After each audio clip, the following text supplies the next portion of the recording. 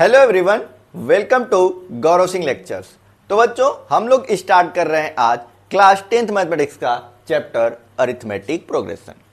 ठीक है, ये चैप्टर आपके एग्जाम के लिए बहुत ही इंपॉर्टेंट चैप्टर है, क्योंकि इस चैप्टर से हर साल एक क्वेश्चन लॉन्ग आंसर टाइप में, एक क्वेश्चन शॉर्ट आंसर टाइप में और एक क्वेश्चन एमसीक्यूज में तो पक्का आता ही आता है। ठीक है, तो आज के लेक्चर में हम लोग इस चैप्टर का बेसिकली इंट्रोडक्शन, मेन जो भी बेसिक कॉन्सेप्ट्स हैं उन सारी चीज़ों को सीख लेंगे अपने नेक्स्ट 30 to 40 मिनट्स में। आज का लेक्चर एकदम बेसिक फंडामेंटल लेक्चर होगा, जिसको देखने के बाद आपको सारे के सारे कॉन्सेप्ट एकदम खुल से जाएंगे कि आपको एकदम बुद्धि आपकी खुल जाएगी कि कैसे कैसे करना है। ठीक है, तो आज का लेक्चर बहुत ही इंपॉर्टेंट होने वाला है। आप लोग कॉपी पेन उठा लीजिए और हमारे साथ साथ जो भी चीज़ें आपको इंपॉर्टेंट लगे उसको नोट डाउन करते हुए चलिएगा। ठीक है, हम हाईलाइट भी करते चलेंगे जो भी चीज़ें इंपॉर्टेंट होंगी। तो आइए स्टार्ट किया जाए। सबसे पहले अरिथमेटिक प्रोग्रेशन समझने से पहले, प्रोग्रेशन क्या होता है? किसी एक सीक्वेंस का पार्ट होता है। प्रोग्रेशन क्या होता है? किसी सीक्वेंस का पार्ट होता है भाई। तो सबसे पहले आपको प्रोग्रेशन समझने से पहले, जैसे इसका जो नाम है अरिथमेटिक प्रोग्रेशन, तो इसके नाम को तो पहले समझना पड़ेगा भाई। तो प्रोग्रेशन क्या होता है? किसी सीक्वेंस का पार्ट होता है भैया। किसका पार्ट होता है? सीक्वेंस का। तो सबसे पहले अपने को सीक्वेंस पर पढ़ना पड़ेगा कि सीक्वेंस होता क्या है sir. What is a sequence? Sequence क्या होता है भैया भाई लोग, कि कोई भी नंबर्स का अरेंजमेंट होता है किसी रूल के अकॉर्डिंग, तो हम लोग उसको सीक्वेंस कहते हैं। नंबर्स के स्पेसिफिक अरेंजमेंट को हम लोग सीक्वेंस कहते हैं। ठीक है, जैसे मान लो हमने यहाँ पे कुछ एग्जाम्पल लिख दिया। एग्जाम्पल लिख रहे हैं हम यहाँ पे 1 2 3 4 5 6। ये कोई क्या है? एक सीक्वेंस है। ये एक सीक्वेंस है। ऐसे दूसरा कुछ एग्जाम्पल लिख दूं 2 4 6 8 10 12 एंड सो ऑन। ऐसे कोई और एग्जाम्पल लिख लें, मान लो 2 4 फिर इसके बाद 8 16 32 एंड सो ऑन। ऐसे बहुत सारे एग्जाम्पल हम लिख सकते हैं। आइए पहले इन सारे एग्जाम्पल्स को एनालाइज करते हैं, देन इसके बाद कंक्लूजन निकाल के इसकी डेफिनेशन को भी लिखते हैं। बात समझ में आई? क्या करते हैं चलिए। अब देखिए ये अरेंजमेंट देखिए आप, 1 फिर 2 फिर 3 फिर 4 फिर 5 फिर 6। तो नेक्स्ट क्या आने वाला है? नेक्स्ट क्या आने वाला है? नेक्स्ट आएगा 7। इससे नेक्स्ट क्या आएगा भाई? इससे नेक्स्ट आएगा 8। इससे नेक्स्ट क्या आएगा भाई? 9। तो ऐसे आप बता सकते हैं नेक्स्ट। आइए सेकंड वाले एग्जांपल पे चलते हैं भाई। ये देखिए, यहां से यहां जाने के लिए आपने किया +2, फिर यहां से यहां जाने के लिए आपने किया +2, यहां से यहां जाने के लिए आपने किया +2, यहां से यहां जाने के लिए आपने किया +2, यहां से यहां जाने के लिए आपने किया +2। तो नेक्स्ट भी यहां से यहां जाने के लिए आप क्या करेंगे? +2, तो यहां पे आ जाएगा 14। यहां से यहां जाने के लिए आप क्या करेंगे? फिर से +2, तो फिर आ जाएगा 16। You can see here a special rule for finding the next number. To find next number we use a special rule by adding 2। हम लोग यहां पे 2 ऐड कर करके नेक्स्ट नंबर फाइंड कर रहे हैं। वैसे आप यहां पे कुछ अरेंजमेंट सोचिए, यहां पे क्या स्पेसिफिक पैटर्न है, सोच के बताइए कि ये क्या एक सीक्वेंस है। सीक्वेंस का मतलब कोई स्पेशल रूल हो। ठीक है, नेक्स्ट। या फिर आप कह सकते हैं कि कोई भी यहां पे अरेंजमेंट गिवन हो, उसको देख के आप नेक्स्ट नंबर प्रिडिक्ट कर पाए, नेक्स्ट नंबर बता पाए कि इसके बाद वाला नंबर क्या होगा। जैसे यहां पे आपने लिखे थे 6, तो आपने बता दिया कि नेक्स्ट आएगा 7, आपने बता दिया कि उसके बाद आएगा 8। सिमिलरली जब हमने ये एग्जाम्पल किया तो हमने यहां तक 12 लिखा था, तो आपने इस पूरे पैटर्न को एनालाइज करते हुए बता दिया कि नेक्स्ट आएगा 14। तो भाई अब बात यह है कि आप इस अरेंजमेंट को एनालाइज कीजिए, और अगर आप नेक्स्ट टर्म बता पाते हैं तो आप कहेंगे कि ये एक सीक्वेंस है, अगर नहीं बता पाए तो आप कहेंगे कि ये सीक्वेंस नहीं है। तो आप ऑब्जर्व करेंगे तो ये क्या लिखा हुआ है 2 की पावर 1, ये लिखा है 2 की पावर 2, ये लिखा है 2 की पावर 3, ये लिखा है 2 की पावर 4, ये लिखा है 2 की पावर 5। तो नेक्स्ट क्या आने वाला है 2 की power 6। It means that next number क्या होने वाला है, ये नेक्स्ट नंबर क्या होने वाला है 2 की पावर 6 मतलब 64। तो हमने यहां पे भी नेक्स्ट नंबर फाइंड करके बता दिया। It means that it is a sequence. अब दूसरी तरह से इसको कैसे बता सकते थे, देखिए यहां पे तो एक पावर वाला मेथड से हमने बता दिया। आप दूसरा कुछ अलग रूल एब्जॉर्ब कर सकते हैं, कुछ और सोचिए। देखिए यहां पे जो नंबर था उसका डबल 4, यहां पे जो नंबर था उसका डबल, यहां पे जो नंबर था उसका डबल, यहां पे जो नंबर था उसका डबल। तो भाई नेक्स्ट नंबर भी क्या आएगा, उसका डबल ही तो आएगा। तो 32 का डबल 64। नेक्स्ट नंबर और कोई पूछा जाए तो उसका डबल आएगा भाई, तो 64 का डबल क्या हो जाएगा 128। तो अगर किसी भी सीक्वेंस में कुछ रूल के अकॉर्डिंग आप नेक्स्ट नंबर बता सकते हैं तो उसको हम लोग कहते हैं सीक्वेंस कहते हैं भैया। ठीक है, यहां तक बात समझ में आई? तो बताइए, यहां तक तो क्लियर हो जाना चाहिए आपको सारी बातें, कोई दिक्कत? आइए एक बार सीक्वेंस का डेफिनेशन भी लिख देते हैं। ठीक है,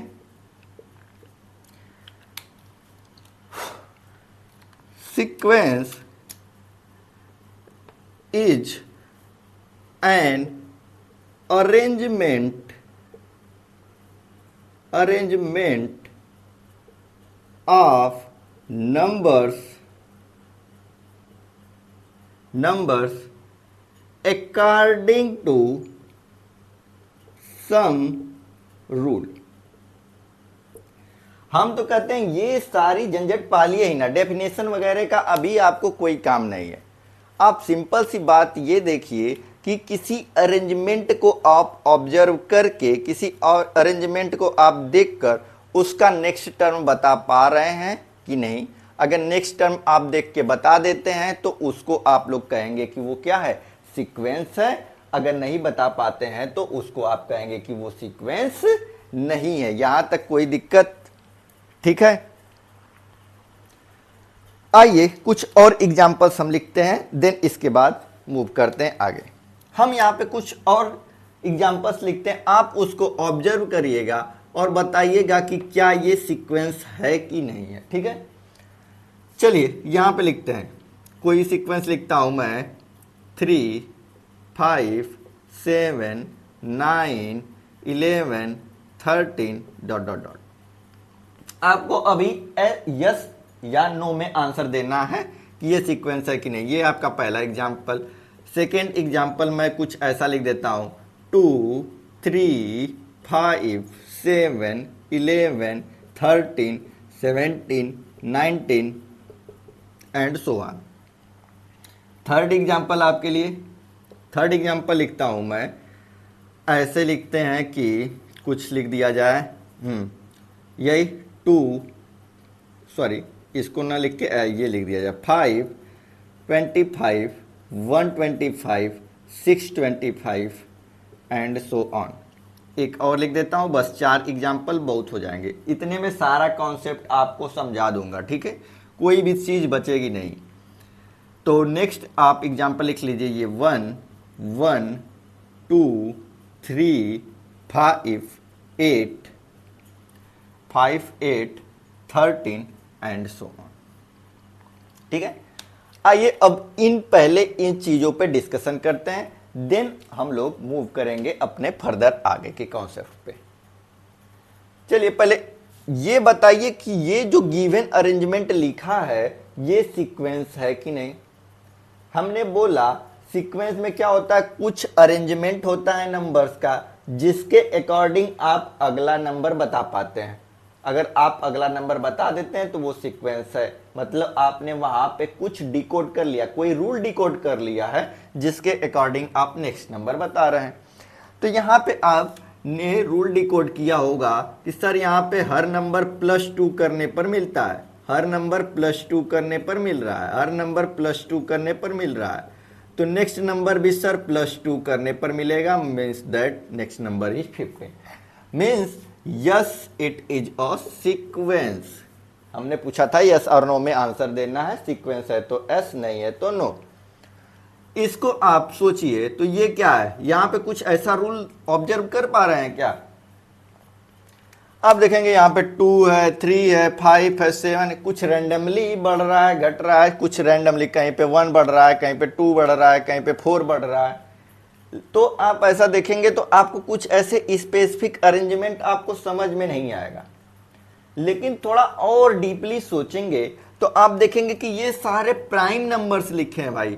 2 के बाद 3 प्राइम, 3 के बाद 5 प्राइम, 5 के बाद 7 प्राइम, फिर ये 11 प्राइम है, 13 प्राइम है, 17 प्राइम है, 19 प्राइम है। तो इसके बाद कौन सा प्राइम आने वाला है भैया, तो इसके बाद आएगा प्राइम 21। ऐसे इसके बाद बोला जाता तो 23, ऐसे इसके बाद बोला जाता तो 29। तो इसमें भी हमने एक डिकोडिंग कर लिया कि ये कैसा है, प्राइम नंबर्स का सीक्वेंस है। ये जो अरेंजमेंट लिखा हुआ है ये प्राइम नंबर्स का है, so that we can say yes it is a sequence. ठीक है, ये तो आपके लिए बहुत ही आसान रहा होगा। यहां पे क्या हो रहा है, स्क्वायर हो रहा है, मतलब 5 से मल्टीप्लाई हो रहा है, यहां से यहां जाने के लिए मल्टीप्लाइड बाई 5, यहां से यहां जाने के लिए मल्टीप्लाइड बाई 5, यहां से यहां जाने के लिए मल्टीप्लाइड बाई 5। तो नेक्स्ट भी यहां से यहां जाने के लिए क्या करना पड़ेगा, मल्टीप्लाई करना पड़ेगा 5 से। बात समझ में आई। ये डिकोड किया तो आपने इसको भी मल्टीप्लाई कर देंगे 5 से, तो यहां पे कुछ तो कुछ मिलेगा, वही हो जाएगा आपका आंसर। ठीक है, चलिए इसमें खूब बुद्धि लगाइए और डिकोड करिए। क्या आपको कोई रूल मिल रहा है? 30 सेकेंड्स का आपको टाइम देते हैं, आप वीडियो पॉज करके भी यहां पे कुछ डिकोडिंग करके बता सकते हैं कि नेक्स्ट टर्म सर क्या आएगा। अगर आपने ये सॉल्व कर दिया तो समझ जाइए कि आपको कोई भी प्रॉब्लम इस चैप्टर में तो नहीं आने वाली है। ठीक है, क्योंकि ये बहुत ही अच्छा एग्जाम्पल है इस चैप्टर के लिए। चलिए सोच लीजिए एक बार, कोई रूल यहां पे आपको समझ में आ रहा हो तो बताइए।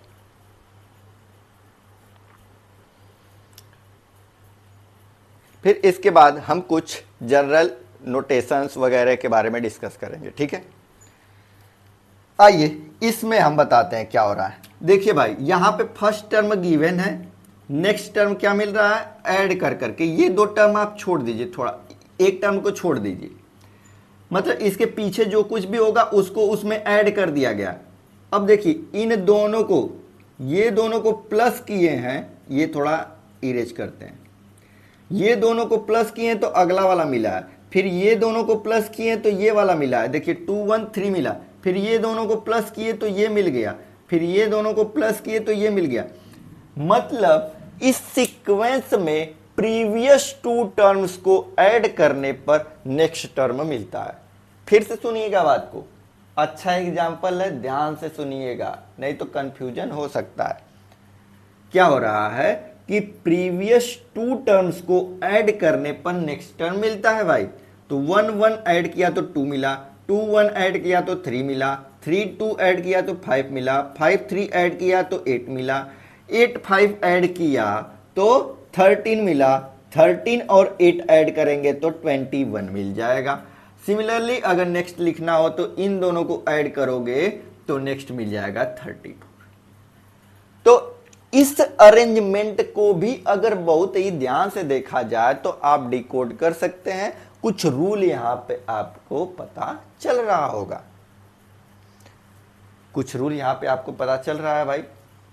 तो रूल पता चल रहा है तो आप कहेंगे हाँ सर ये एक सीक्वेंस है। अगर रूल आपने बता दिया तो सीक्वेंस है, तो हमने रूल यहाँ पे बना दिया तो ये एक सीक्वेंस है। Yes it is also a sequence, ये भी सीक्वेंस है। ठीक है, और इस सीक्वेंस का एक स्पेशल नाम है फिबोनाची सीक्वेंस। स्पेलिंग एक बार आप देख सकते हैं। ठीक है, और ये बहुत ही फेमस सीक्वेंस है, फिबोनाची सीक्वेंस। ये सीक्वेंस बहुत ही अच्छा एग्जांपल है।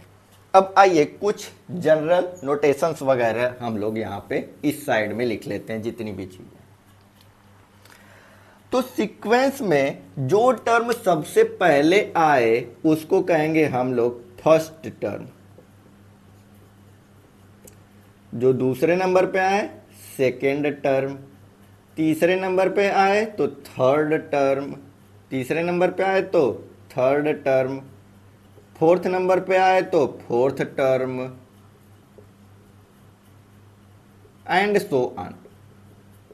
फिफ्थ पोजीशन पे होगा तो फिफ्थ टर्म, सिक्स्थ पोजीशन पे होगा तो सिक्स्थ टर्म, सेवेंथ पोजीशन पे होगा तो सेवेंथ टर्म, 100 पोजीशन पे होगा तो 100 टर्म, 150 पोजीशन पे है तो 158th टर्म। ठीक है, और हम लोग जनरली यहां पे इंपॉर्टेंट नोटेशंस में हेडिंग कर देता हूं, इंपॉर्टेंट नोटेशंस।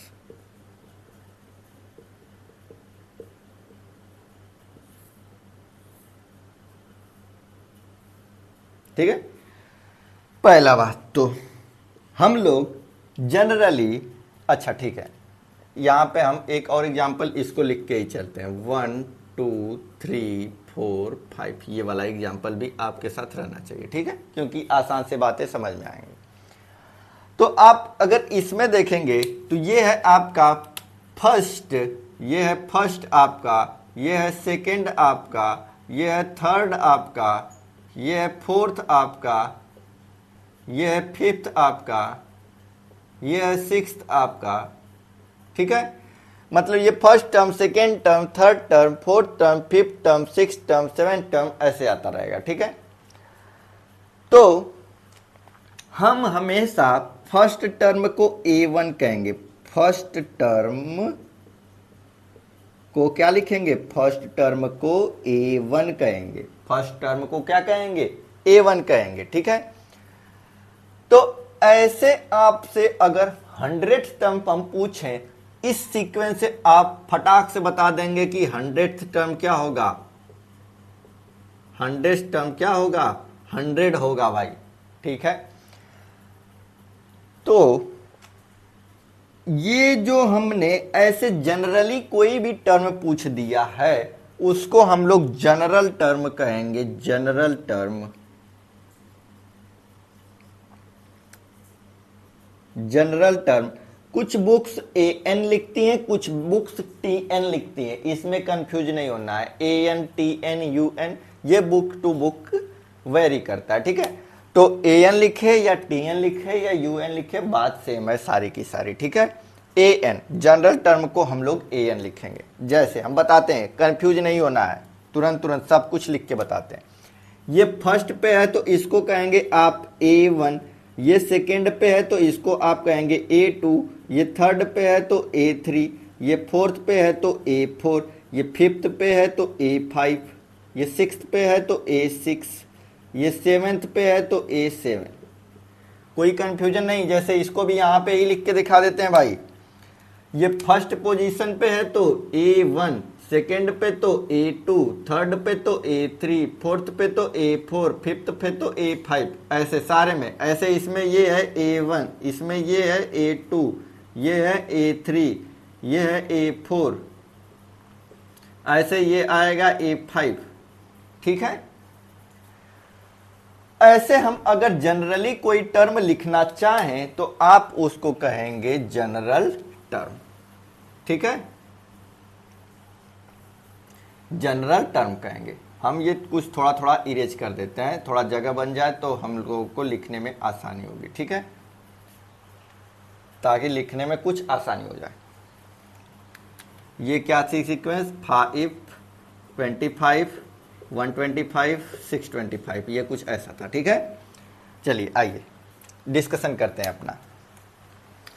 तो ये जो जनरली कोई टर्म ऐसे लिखते लिखते लिखते लिखते कोई टर्म आएगी जिसको हम लोग जनरल टर्म बोलेंगे, जिसको हम लोग क्या बोलेंगे, जनरल टर्म बोलेंगे। ठीक है, जिसको हम लोग क्या बोलने वाले हैं, जनरल टर्म। ठीक है, आइए बात को समझते हैं थोड़ा डीपली। ये जनरल टर्म क्या बताता है, ए एन। ठीक है, तो जनरल टर्म अगर इसके लिए लिखें हम, तो इस सीक्वेंस का जनरल टर्म होगा ए एन। ए एन, और जनरल टर्म का काम क्या है, जिसकी हेल्प से हम सीक्वेंस की कोई भी टर्म बता सकें। जनरल टर्म से क्या होगा कि जिसकी हेल्प से हम सीक्वेंस की कोई भी टर्म बता सकते हैं। ठीक है, ए एन, इसको आप ऐसे भी कहेंगे nth पोजीशन की वैल्यू, nth पोजीशन की वैल्यू। जैसे भाई फर्स्ट टर्म A1 क्या है, फर्स्ट पोजीशन की वैल्यू। A1 क्या है, फर्स्ट पोजीशन की वैल्यू। A2 क्या है, सेकेंड पोजीशन की वैल्यू। A3 क्या है, थर्ड पोजीशन की वैल्यू। A4 क्या है, फोर्थ पोजीशन की वैल्यू। A5 क्या है, फिफ्थ पोजीशन की वैल्यू। ऐसे An क्या होगा, nth पोजीशन की वैल्यू, जिसको हम लोग जनरल टर्म बोलेंगे। An क्या है, जनरल टर्म। तो आप अगर इस सीक्वेंस का, पहले वाले सीक्वेंस का, ये वाले सीक्वेंस का जनरल टर्म आपको लिखने के लिए बोला जाए, इस सीक्वेंस का, इसका an, मतलब nth पोजीशन की वैल्यू। चलो आइए इसको देखते हैं। फर्स्ट पोजीशन पे है तो A1 की वैल्यू 1, A2 की वैल्यू 2, A3 की वैल्यू 3, A4 की वैल्यू 4। मतलब देखिए जो n यहां पे लिखा है वही यहां पे।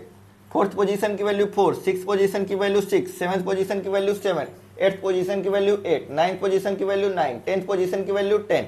ऐसे अगर आप nth पोजीशन की बोला जाए तो nth पोजीशन की वैल्यू n। इसका जनरल टर्म का फार्मूला ये इसका जनरल टर्म, मतलब nth पोजीशन की वैल्यू इस सीक्वेंस के लिए an है। ठीक है, ऐसे हम इस सीक्वेंस में बात करें, अगर इस सीक्वेंस में nth पोजीशन की वैल्यू, चलिए A1 की वैल्यू 2। अच्छा पहले इसमें आ जाइए, इसमें an देखिए आप, ये क्या लिखा है 5, फिर ये लिखा हुआ है 5 स्क्वायर, फिर ये लिखा हुआ है 5 क्यूब, ये लिखा हुआ है 5 की पावर 4। सुनिएगा ध्यान से, यहाँ पे थोड़ा जगह कम है इसलिए थोड़ा ध्यान से देखिएगा। ये लिखा है 5 की पावर 1, ये लिखा है 5 की पावर 2, ये लिखा है 5 की पावर 3, ये लिखा है 5 की पावर 4। फर्स्ट टर्म में 5 की पावर 1, सेकेंड टर्म में 5 की पावर 2, थर्ड पोजीशन पे 5 की पावर 3, फोर्थ पोजीशन पे 5 की पावर 4, तो nth पोजीशन पे 5 की पावर n। ये हो गया इसके nth टर्म की वैल्यू। ठीक है, ऐसे यहां पे हमने कुछ सीक्वेंस ये लिखा है। ठीक है, ये कुछ सीक्वेंस है, इसको भी आप देखेंगे और कुछ बताएंगे। तो कुछ सीक्वेंस, अब यहां पे ये जो बात हम बोल रहे हैं इसको एकदम नोट कर लीजिएगा, एकदम बहुत ही इंपॉर्टेंट बात बताने जा रहे हैं। कुछ सीक्वेंसेस ऐसी होती हैं जिनके जनरल टर्म का फार्मूला होता है। जनरल टर्म मतलब जिसकी हेल्प से हम सीक्वेंस का कोई भी टर्म की वैल्यू बता सकते हैं।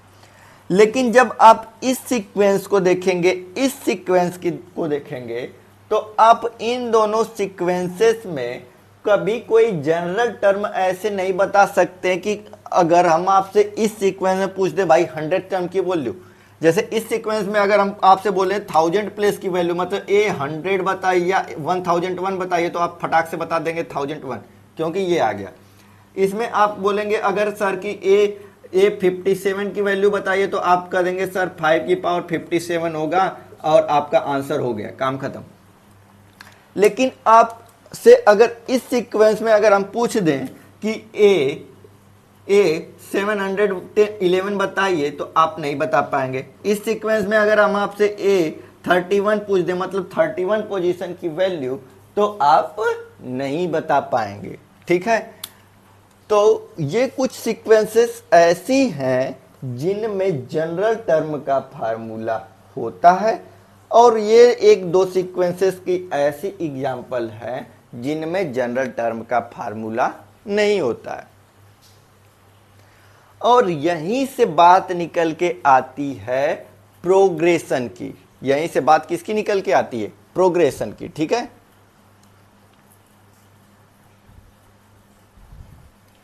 यहीं से बात निकल के आती है प्रोग्रेशन क्या होता है। तो भाई प्रोग्रेशन क्या होता है बताते हैं, ध्यान से सुनिएगा। ऐसी स्पेसिफिक सीक्वेंसेस जिनके जनरल टर्म का फार्मूला होता है उनको हम लोग क्या कहते हैं? प्रोग्रेशन कहते हैं। बात समझ में आई? प्रोग्रेशन क्या होता है? जिनके जनरल टर्म का फार्मूला होता है। सीक्वेंस में कोई भी आप लॉजिक लगा के अगला टर्म बता दे, लेकिन लेकिन लेकिन प्रोग्रेशन में एक मैथमेटिकल फार्मूला आपके पास होना चाहिए जिसकी हेल्प से आप नेक्स्ट टर्म बताएं। समझ में आई बात? यहां पे जैसे कुछ लॉजिकल लग रहा था कि दो टर्म को ऐड कर दिया, तो यहां पे कुछ फार्मूला नहीं बन पा रहा था, इसलिए ये सीक्वेंस तो है लेकिन प्रोग्रेशन नहीं है। प्रोग्रेशन और सीक्वेंस सब बात समझ में आ गई? प्रोग्रेशन मतलब जिसके nth टर्म का फार्मूला हो उसको हम लोग कहेंगे प्रोग्रेशन। वही सीक्वेंस को हम लोग प्रोग्रेशन भी कहेंगे। ठीक है, और जिसके nth टर्म का फार्मूला न हो उसको हम लोग कहते हैं सिर्फ सीक्वेंस। ठीक है, अब आइए बात करते हैं हम लोग प्रोग्रेशन। तो बात समझ में आ गई। ठीक है, एक ये बात थोड़ा नोट डाउन कर लीजिएगा। जैसे हम लोग सीक्वेंस को ऐसे A1, A2, A3, A4 ऐसा लिख के दिखाते हैं। ठीक है, इसको कहेंगे फर्स्ट टर्म। ये मैं सब लिख देता हूँ बातें। फर्स्ट टर्म, ये है आपका सेकेंड टर्म, ये आपका थर्ड टर्म। ऐसे यहाँ पे कुछ लिखते लिखते आएगा an, इसको हम लोग कहेंगे nth टर्म। nth टर्म जिसको हम लोग जनरल टर्म भी बोलते हैं, सीक्वेंस का जनरल टर्म। ठीक है, अब बात चल रही है अपनी अरिथमेटिक प्रोग्रेशन की।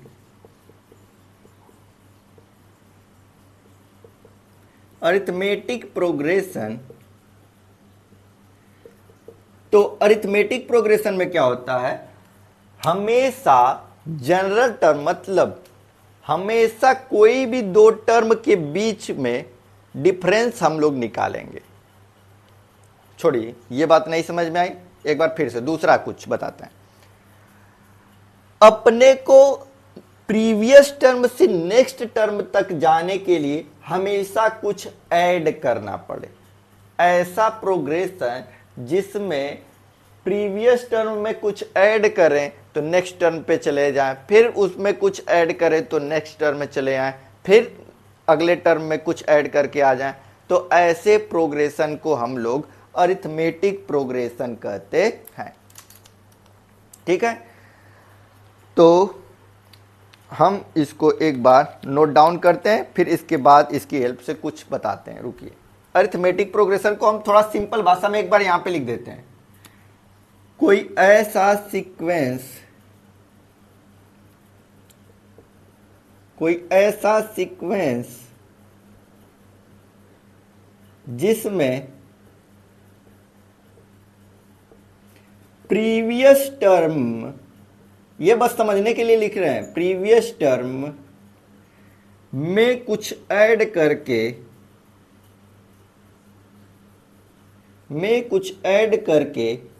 नेक्स्ट टर्म मिले।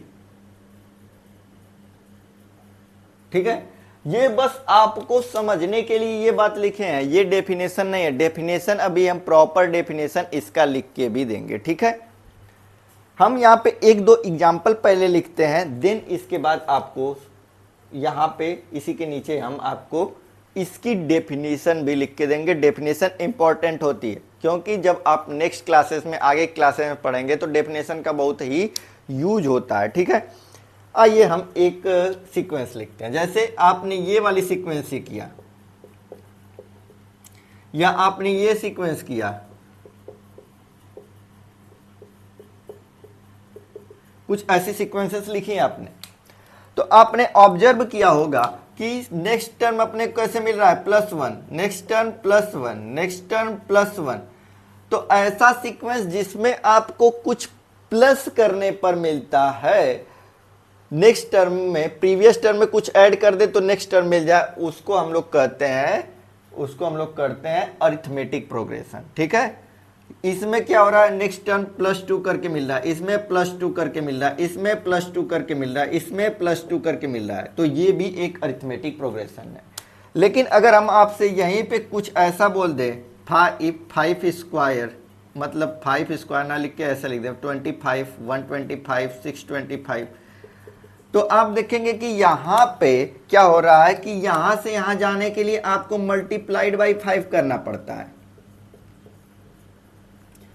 तो ये सीक्वेंस तो है लेकिन अरिथमेटिक प्रोग्रेशन नहीं, ये प्रोग्रेशन है लेकिन अरिथमेटिक प्रोग्रेशन नहीं है। अरिथमेटिक प्रोग्रेशन में क्या होगा, प्रीवियस टर्म में कुछ ऐड करके नेक्स्ट टर्म मिले, यहां पे तो मल्टीप्लाई करके मिल रहा है, तो इसको आप अरिथमेटिक प्रोग्रेशन नहीं कहेंगे, ठीक है। तो ये एक अरिथमेटिक प्रोग्रेशन नहीं है। तो ये कुछ एग्जांपल्स हैं आपको। अब आइए इसके प्रॉपर डेफिनेशन एक बार हम लिख देते हैं, यहां पे थोड़ा सा जगह बना के इसको इरेज करके यहां पे इसकी डेफिनेशन लिखते हैं। A sequence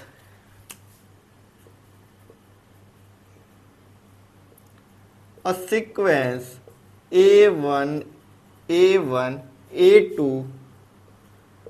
A3 and so on is called an AP। Arithmetic progression को हम लोग शॉर्ट में AP कहेंगे, ठीक है भाई, इतना तो इसमें तो कंफ्यूजन नहीं है। तो कोई भी सीक्वेंस इस टाइप की हो तो हम लोग उसको कहेंगे AP इफ डिफरेंस बिटवीन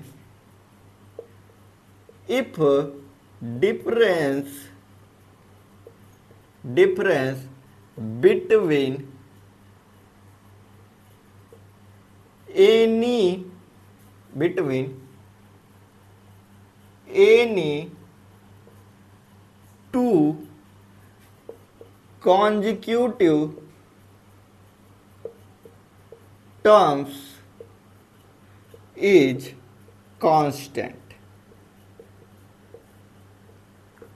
ठीक है, अब बात समझिएगा, यहां पे जो भी चीजें मार्क करने वाले हैं, difference between any two consecutive terms, कोई भी दो कॉन्जिक्यूटिव मतलब कोई भी दो लगातार टर्म्स को लेना है। जैसे यहां से आप कोई भी दो लगातार टर्म लिए और इनका डिफरेंस निकाले, यहां पे इन दो लगातार टर्म्स को लिए और इनका डिफरेंस निकाले। जैसे A2 में से A1 माइनस किया, या फिर A3 में से A2 माइनस किया, या फिर A4 में से A3 माइनस किया।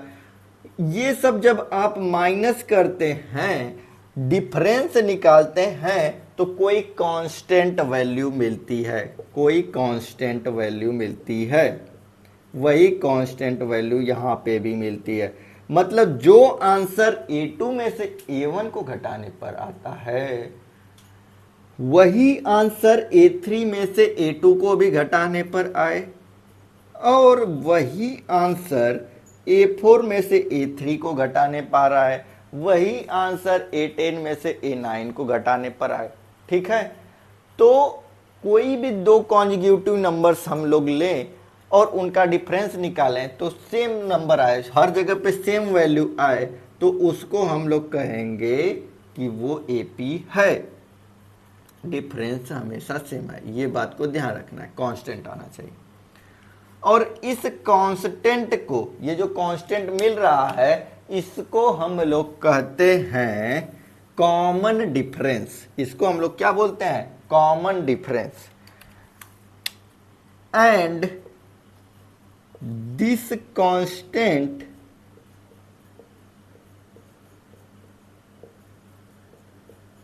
is called common difference, and this constant is called common difference। समझ में आई बात? denoted by d, जिसको हम लोग d से डिनोट करते हैं। ठीक है हो, तो ये जो कांस्टेंट मिल रहा है, ये कांस्टेंट वैल्यू, इसको हम लोग d कहते हैं। ये जो कांस्टेंट वैल्यू मिलती है उसको हम लोग d कहते हैं। ठीक है, और ये डिफरेंस हर जगह पे सेम होना चाहिए। और फिर अभी हमने यहां पे लिखा था कि हमेशा कोई एक फिक्स क्वांटिटी ऐड करके नेक्स्ट टर्म मिलता है। अभी हमने यहां पे लिखा था, जैसे यहां पे देखो फिक्स्ड क्वांटिटी ऐड कर करके मिली है। इसको हम अगर A1 कहें, इसको अगर A2 कहें, इसको अगर A3 कहें, इसको अगर A4 कहें, फिर इसके बाद 5 आएगा। और ये जो कांस्टेंट हर जगह पे डिफरेंस निकाला, 2 में से 1 गया, यहां पे साइड में लिख देते हैं, 2 में से 1 गया 1, 3 में से 2 गया 1, 4 में से 3 गया 1। कोई भी दो नंबर लिखिए, 2 में से 1 किया 1, 3 में से 2 गया 1, 4 में से 3 गया 1। हर जगह पे सेम कोई कांस्टेंट नंबर आ रहा है और उस कांस्टेंट को हम लोग d मतलब कॉमन डिफरेंस कहते हैं। इसको हम लोग कहेंगे यहाँ पे d की वैल्यू यहाँ पे 1 है, जो कि हम लोग ऐड कर हमने बोला था प्रीवियस टर्म में d को ऐड मतलब कोई फिक्स क्वांटिटी ऐड कर रहे हैं। कोई फिक्स क्वांटिटी क्या कर रहे हैं? ऐड कर रहे हैं भाई। ये अगर फर्स्ट टर्म है A1, तो नेक्स्ट टर्म आपको कैसे मिलेगी? A1 में वो फिक्स क्वांटिटी ऐड करके। फिर कैसे मिलेगा नेक्स्ट टर्म? इस टर्म में वही फिक्स क्वांटिटी ऐड करके, वही फिक्स क्वांटिटी ऐड करके। फिर कैसे मिलेगा? A1 में वही फिक्स क्वांटिटी फिर से ऐड करके, एंड सो ऑन, ऐसे चलता जाएगा। तो आप इसको ऐसा लिख सकते हैं A1 और ये A1 प्लस D, और इसको कहेंगे A1 प्लस 2D, और इसको कहेंगे A1 प्लस 3D, ऐसे A1 plus 4D and so on. बात समझ में आई? तो इसलिए हम इन सारी चीजों को इरेज करके साफ सुथरी भाषा में यहां पे लिखते हैं। ठीक है, यहां पे लिखते हैं हम standard form of an AP.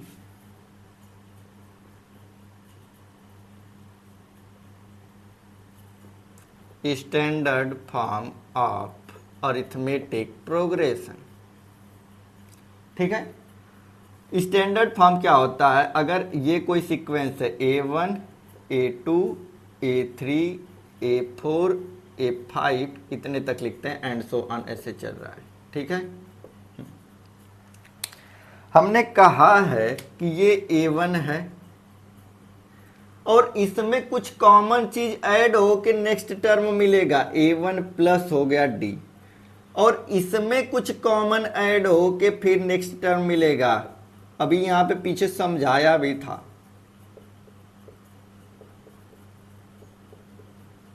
और इसमें कुछ कॉमन चीज फिर से, इसमें कुछ कॉमन ऐड होगा, ये 1 लिख। ठीक है,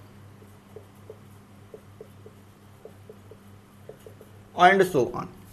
तो आप कहेंगे कि ये क्या बन गया? ये A1, ये A1 प्लस D, ये है A1 प्लस 2D, और ये क्या बन गया? A1 plus 3D, similarly A1 plus 4D। ठीक है, ये चीज क्या है? ये अपना A1 है, ये अपना A2 है, ये अपना A3 है, ये अपना A4 है, ये अपना A5 है। बात समझ में आई?